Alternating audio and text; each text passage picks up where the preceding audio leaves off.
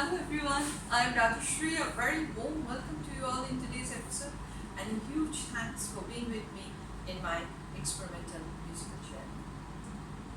Today the title is Impression of Gavotte. Now, in this particular title, the word impression and Gavotte both are very, very important in order to portray the whole episode. Impression, because I did mention in my previous episode that we will be with Claude Debussy for some time now. Hence, this episode is infused by Debussy philosophy, which is impressionism or symbolism, and Gavotte. I will gradually unfold the reason. This particular musical piece is composed by a 21st century composer, and at the end of the narrative I will reveal the name. He had a fascinating journey in order to create this music. I'm going to share that with you. Now, talking a little about the Gavotte music. It is a 4 beats to bar music structurally. It was very popular during the Baroque period, 17th and 18th century, during the time of French King Louis XIV and the Queen of Louis XVI, Mary Antoinette. To start with, it was a communal folk dance, but they have evolved it to a courtly dance for the instruments. But obviously, the piece of music which I am going to play, created by our 21st century composer, it is not a traditional Gavotte because it will have the impressionism infused with it. If you want to have a feel of a traditional Gavotte, Prokofiev's Classical Symphony Third Movement is one of the best. But unfortunately, Gavotte lost its popularity during 19th century. Schoenberg's Piano Suite Opus 25, through that he wanted to resurface it, but it had a ghostly quality and it did not come back. And it did not get back. It's very unfortunate due to his rhythmic inflexibility. So, coming to the fascinating narrative of creation of this music. Our composer decided one day to escape in one of the remote islands of Hebrides region in Scotland. He knew that particularly in that island the weather most of the time is quite bad in terms of choppy sea, rough wind and rain, stormy weather. But that did not suppress his enthusiasm. Rather, he wanted to escape there. Escape to a particular cottage because that had a beautiful history in terms of music. It was originally owned by a musician and his wife. She was a musician as well. And that cottage had seen quite a few happy times in terms of people, musicians coming there as their friends, the owner's friends, and they compose music sitting there. It's quite like Mallarmé's place in Paris when Tuesday all the artists used to gather. But due to the untimely, unfortunate death of the wife of the owner, he left Thailand for good. The cottage was abandoned for quite some time. Then a family bought it, renovated it, and now it is a place where the common people can go as a holiday escape. Our composer chose a Saturday evening to create his own composition. He wanted to cut off himself from most of the elements of the modern life. He switched off all the electricity, he lit up quite a few candles, and his only two companions were the roaring log fire in one corner of the lounge, and in another corner there was an abandoned piano, which was originally owned by the owner. This piano wasn't tuned for years together. It was dying to breathe again, dying to have a conversation with the musician. Our composer kind of settled down on a study bureau in order to write his composition. And just before that, out of curiosity, he opened one of the drawers, and guess what he found? He found a manuscript, a very old manuscript.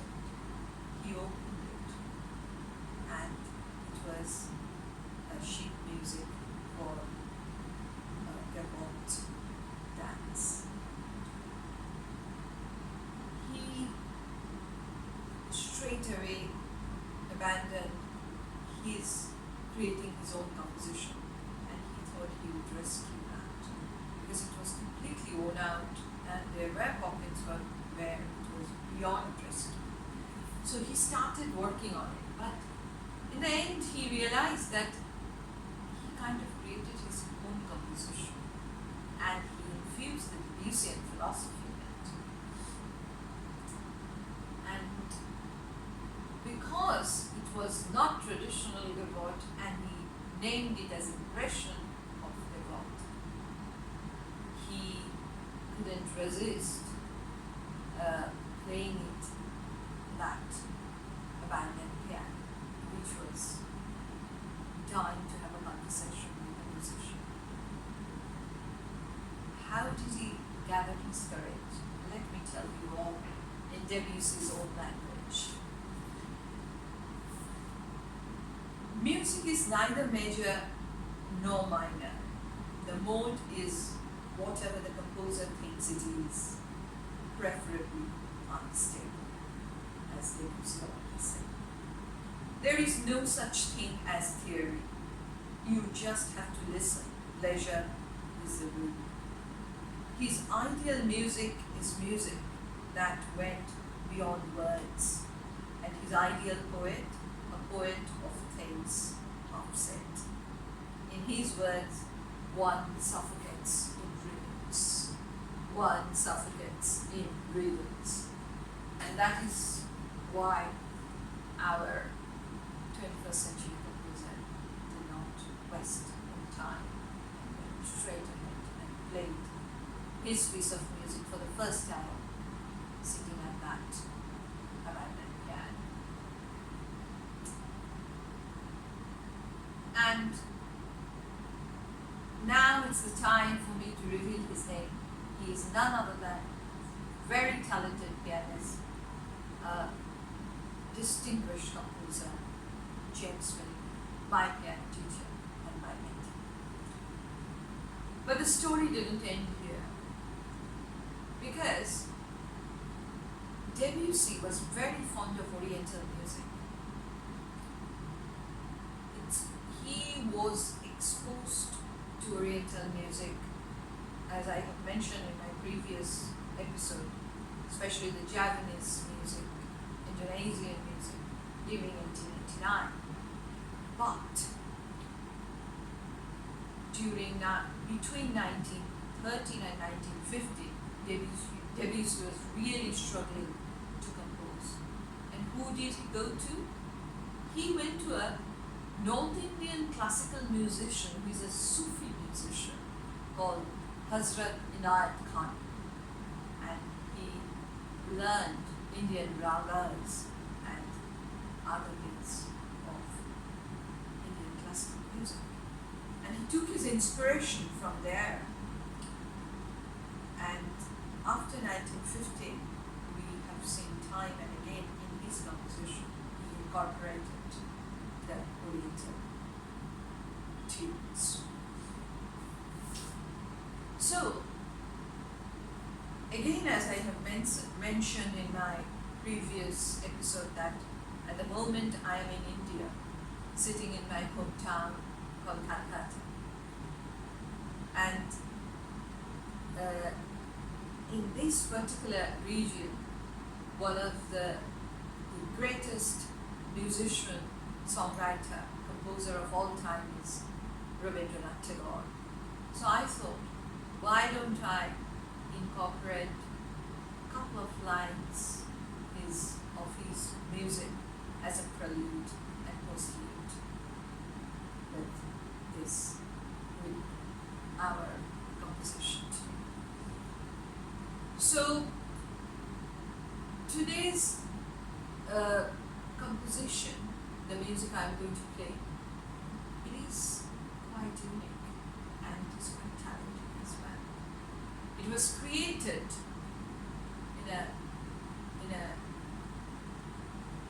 an island which is the remote corner of Scotland. There are very few people live there.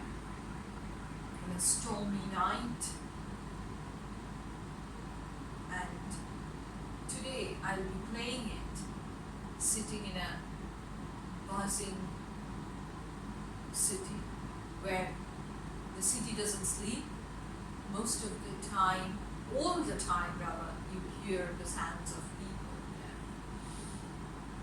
there. And it is a fusion between a Western classical based music, which is the impression of Gavotte, created by our 21st century composer, and by Tagore, which is very much Eastern music.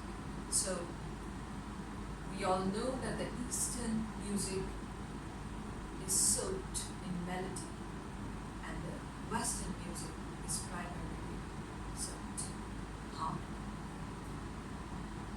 So as a player and as a listener, it is going to be quite unique, challenging and exciting. On that note, let me go ahead and play it for all of you. I'll try my level best. I'm sure together we'll enjoy this.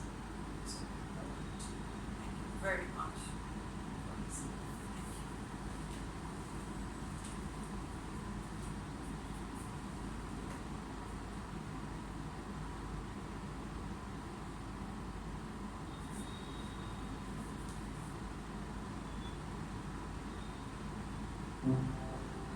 Thank you.